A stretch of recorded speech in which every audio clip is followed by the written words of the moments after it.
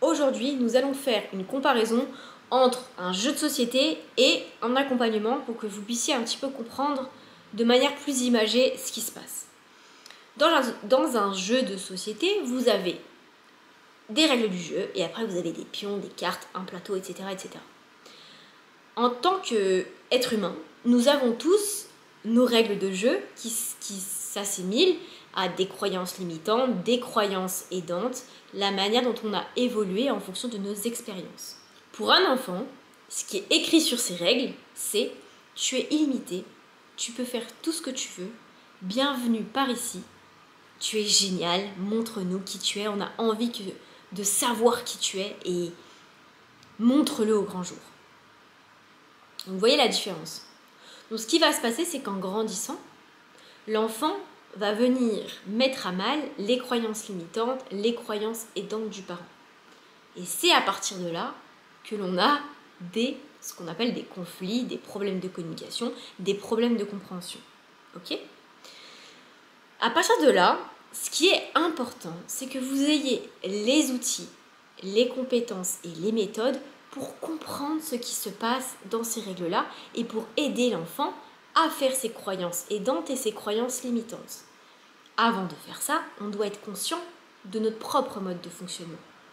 Donc, à travers mon accompagnement, en tout cas ce que je propose, on va apprendre à comprendre ce qui se passe à l'intérieur de nous et on va apprendre à prendre de la hauteur sur qui on est pour pouvoir petit à petit moduler quelques croyances aidantes, limitantes pour nous aider à vivre la vie que l'on a toujours choisie et que l'on veut vivre, même si ce n'est pas le cas aujourd'hui. Ça n'a pas d'importance. Une fois qu'on sait scanner, on va pouvoir aller se mettre dans les baskets de l'enfant, comprendre comment est-ce qu'il fonctionne, comprendre pourquoi ça se passe de cette manière-là dans sa tête et prendre de la hauteur pour lui donner les outils et les clés pour l'aider à prendre son chemin. Bien évidemment, vous êtes un guide pour lui permettre à lui de trouver ses croyances aidantes et ses croyances limitantes peut-être pour évoluer dans la vie et pour qu'il puisse se construire son chemin de vie. Lorsque l'on fait ça, en parallèle, on vient développer une confiance en soi, une estime de soi. Tout ça, c'est les pions, les dés, le plateau. Ok ?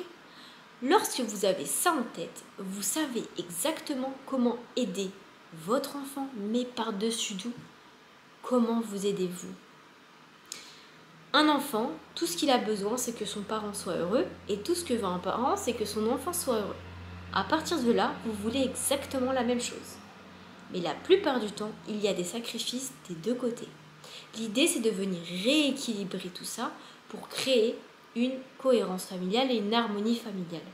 Bien évidemment, cela passe par plusieurs étapes. Donc on l'a dit, je me connais moi, j'apprends à connaître l'autre et surtout, je développe des compétences de communication et de gestion de conflits. Si jamais vous réussissez à communiquer clairement ce que vous ressentez, ce que vous pensez, pour que l'enfant puisse lui-même intégrer comment est-ce qu'on fait pour demander, comment est-ce qu'on fait pour régler un conflit. Je rappelle, un conflit est quelque chose de positif qui part à la base d'une différence de point de vue. Par exemple, vous allez me dire, il fait beau, moi je vais vous dire, bah non, il fait pas très beau, c'est qu'on n'a pas la même définition de ce qu'est le beau temps. C'est un exemple tout bête, mais c'est pour que vous puissiez comprendre. Voilà ce que je voulais vous transmettre. J'espère que j'ai été claire. Dites-le moi dans les commentaires. Mais c'est à partir de là que moi je commence le travail. Et je vous permets à vous de faire tout ce cheminement pour que vous puissiez à la fin réussir à jouer à ce jeu de société qui est la vie et vous permettre à vous d'avoir les meilleurs outils, les meilleures cartes pour pouvoir faire de votre vie ce que vous avez toujours voulu avoir. N'oubliez pas qu'avoir une famille dans laquelle on se sent bien, c'est s'assurer qu'on a un socle de sécurité qui nous permette de prendre des risques, mesurés ou pas en fonction des personnes, pour vivre la vie que l'on désire. Merci infiniment de m'avoir écouté et je vous dis à très bientôt.